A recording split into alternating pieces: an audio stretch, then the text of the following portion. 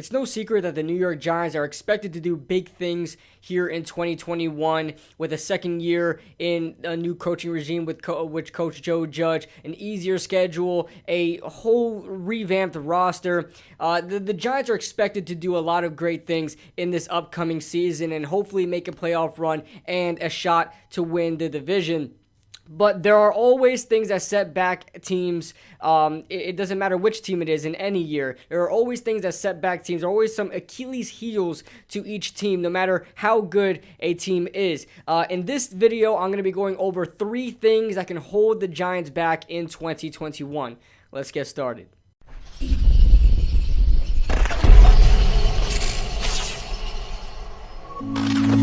Now, before I start this video, guys, make sure you guys hit that like button for me and subscribe if you guys are new to the channel for more content just like this. Now, this is kind of, I don't want to say this is a negative video, but I'm just kind of making this video to, I guess, make you guys aware to what are the things that could go wrong in 2021 for the New York Giants. This is not me creating a scapegoat or some kind of excuse for the New York Giants should they not do anything this year. This is not that whatsoever. The point of this video is to pretty much, I guess, give you guys what the Giants, weaknesses are. Not only weaknesses, give you guys what I think could go wrong. Is a possibility of going wrong in 2021. Of course, we all want to think that, as Giants fans or fans of any team, we all want to think that everything right will happen for our team, but it never ends up that way. So here are a couple of, I guess, stumbling blocks the New York Giants may encounter in the next upcoming season. Now, one thing we are going to be excluding here are injuries. I'll kind of touch on it right now just to get it out the way. But guys, injuries happen on every single team. Some more often than others, but injuries happen on every single team. You see depth players get hurt. You see starters get hurt. You see superstars get hurt. You see franchise quarterbacks get hurt. Okay, it happens all the time. That is not something we're going to throw into the video and just say, let's be scared of injuries, because it's football. This is the sport that is being played. It's football. It's one of the most dangerous sports in the NFL. People get hurt all the time.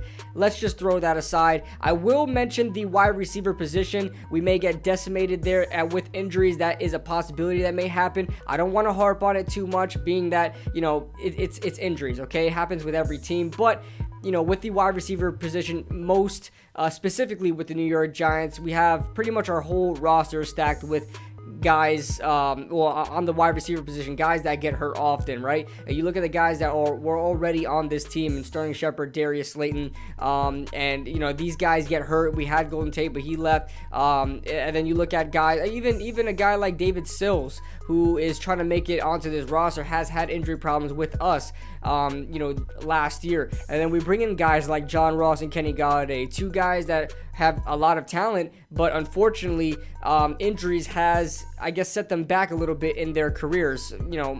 Injuries set them back more often than others, but that's something you should definitely look out for, are the injuries to, more specifically, the wide receiver position. Now, the first one we'll talk about is the offensive line. Now, we've seen barely any changes happen to the offensive line in 2021, showing a lot of confidence in the offensive line with, Shane Lemieux and Will Hernandez on the inside, Nick Gates manning the center, and then Andrew Thomas and I guess Matt Parrott at right tackle, Nate Solder competing for that right tackle spot as well. But I think Dave Gettleman is very, very satisfied with where he's at with this offensive line right now. But I mean, just because you're confident in an offensive line doesn't mean that it's going to, I guess, equate to production. We don't know how this offensive line is going to play. It was very poor last year, although they fought, and there was a lot of bright spots to this offensive line. It still wasn't anywhere close to where we want it to be. It was probably the best it's been in a very long time, which isn't saying much, being that the Giants' offensive line woes have been happening for almost nearly a decade now.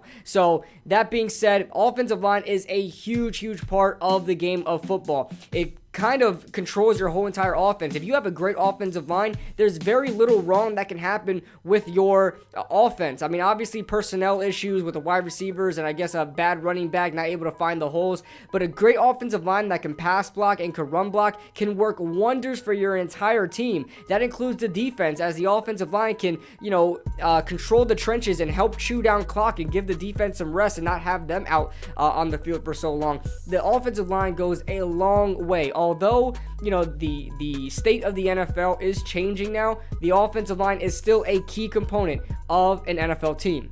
Now remember, the Giants did not improve this offensive line with any more talent. They're hoping these young guys develop and grow into the players that we are expecting them to be, or rather how the front office expects them to be. Shane Lemieux is probably that guy we're all concerned about the most. Great run blocker, absolute mauler, but the guy in pass blocking sets is just not good. Nick Gates is fitting into his role nicely at center. Will Hernandez, still a big question mark, even though he's entering his 4th year in the league. Andrew Thomas was coming off injury last year, had a very promising rookie season at a very challenging position at left tackle. And Matt Peart, in my opinion, is ready to start. We just have to see more, see what we get from him in more time, I guess. Now, number 2 is Daniel Jones. I hate to be the negative Nancy on this one, guys. I love Daniel Jones. I'm a Daniel Jones apologist. People roast me on Twitter for you know, sticking up for Daniel Jones in times that he does wrong. But Daniel Jones is definitely one of the key parts of this team that can hold us back in 2021. You look at our defense, and if you notice in these 3 things, no defense. I'm not worried about the defense at all. Now, things can go wrong on defense, especially with injuries. Like I said, we're not mentioning injuries, but I'm not concerned about the defense, and I'm not going to harp on the defense, and I'm not going to try to find a problem in there that's not there. I think the defense is great. I think it's going to be a top 10 defense. I don't think they're going to be an Achilles heel to us whatsoever. And in fact, I think they're going to be the head of the team. So that being said, Daniel Jones, with our entire team looking pretty much stacked at almost every position in places that were huge weaknesses for us going into this season. You look at the wide receiver position, you look at the defensive back position. These 2 positions we felt needed help going into this season, and Dave Gettleman loaded up on those 2 positions. Therefore, really giving us little to no holes on this team besides a question mark at the quarterback position. Daniel Jones is still not where he needs to be as a quarterback yet. We see a lot of improvement of Daniel Jones, but there are still a lot of question marks. Is he able to consistently not turn over the ball? Is he able to read zone defenses and I guess identify disguises, which was a big problem he had going into his first 2 years as an NFL quarterback? His biggest problem was reading zone defenses. He was getting caught up in disguises. He was getting tricked and fooled by defensive backs, and they were able to, you know, jump the ball and intercept it or make a play on the ball. That was a huge problem with Daniel Jones. Man defense, he absolute torches man defense. And on top of that, he's one of the best, if not the best, deep ball passer in the NFL, and that's coming from a guy that everybody said had a noodle arm and thought that he had a terrible deep ball. It turns out he was the best in 2020, so he has that going for him. But Daniel Jones, like I said, he's got to be able to read those defenses consistently and also not turn over the ball consistently. I know a lot of people love to kind of play on what he did at the second half of last season with, you know, 2 banged up legs, right? And him not turning over the ball, him finding, you know, open guys, and him, spreading the ball downfield.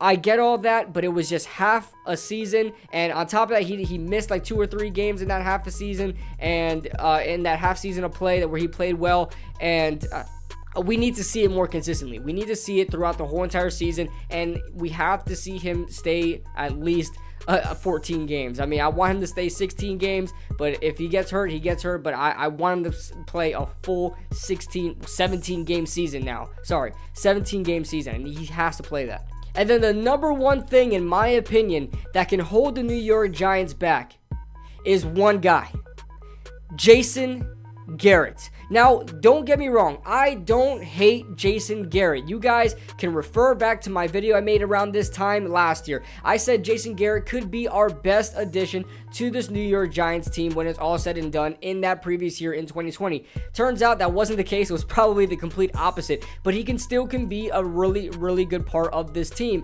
He just has to put it all together. He's always been a really good coordinator. He's always been a really good play caller. We've seen that with Dallas. He started to decline as years gone on, but he always maintained the right mindset of football. Run the ball, then spread the ball downfield.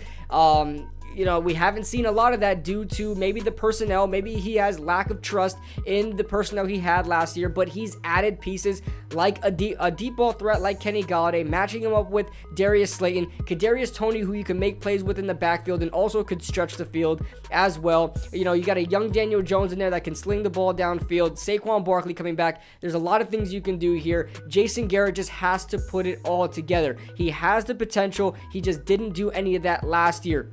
A big thing that can hold the Giants back, that can be caused by Jason Garrett, is not utilizing the weapons to the best of their ability. Like I said, when you have a guy like Kenny Golladay who can stretch the ball downfield, you don't want to see Kenny Golladay running curl routes and simple out routes in big play situations. When he can make those 50-50 ball catches, when he can stretch the field, go downfield and catch those deep passes and make great plays and get a lot of touchdowns.